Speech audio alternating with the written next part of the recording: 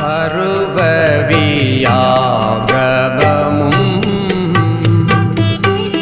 எம்மை சார்ந்து தற்காத்ததுவே எங்கள் சாமி பணிவாய் நேமி துதிப்புகழ் தந்தனமே நீதமே வந்தனம் வந்தனமே தேவ துந்தமி கொண்டிதமே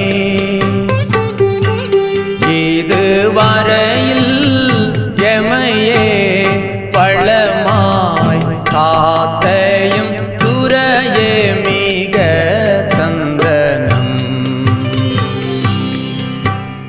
வந்தனம் வந்தனமே.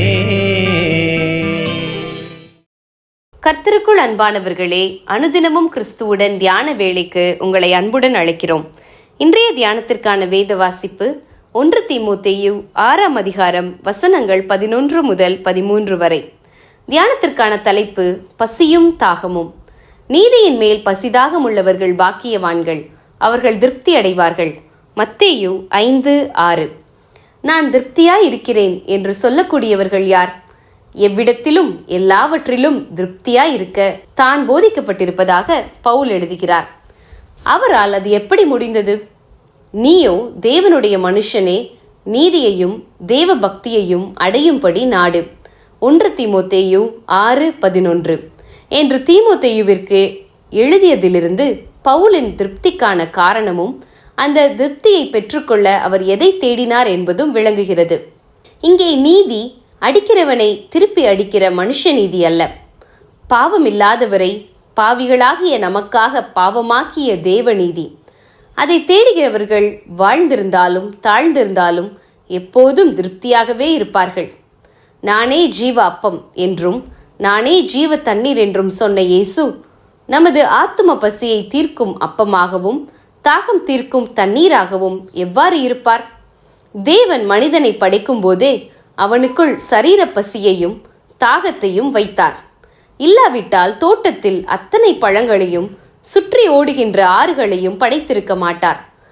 அதே சமயம் அவர் தம்மை போல தமது சாயலில் மனிதனை படைத்ததால் அவனுக்குள் தேவனை குறித்ததொரு பசிதாகமும் உண்டாயிருந்தது. ஆனால் மனிதனோ தான் பிழைத்திருக்க உணவு அவசியம் என்று நினைத்தான். அத்துடன் தேவன் தவிர்த்த பழத்தை உண்டான். ஆகவே மனிதன் பிழைக்கிறது அப்பத்தினால் மாத்திரமல்ல, தேவனுடைய வசனத்தினாலேயே என்பதை உணர்த்தவே தேவன் பசியை கொடுக்கிறார் என்று மோசே இஸ்ரவேலருக்கு போதித்தான்.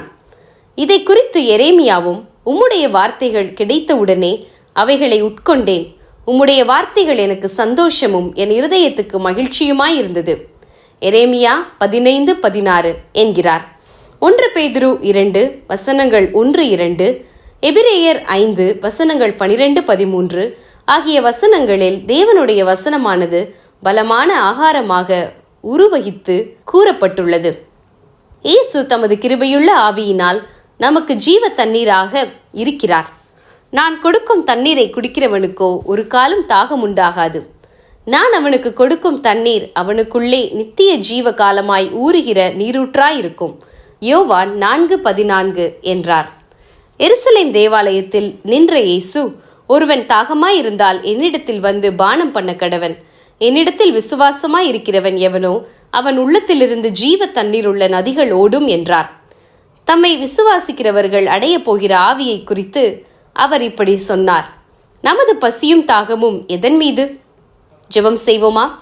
அன்பின் ஆண்டவரே, நீர் எங்கள் உள்ளத்திற்குள் வாசம் பண்ணி எங்கள் ஆத்தும தாகத்தை தீர்த்தருளும். ஆமேன்.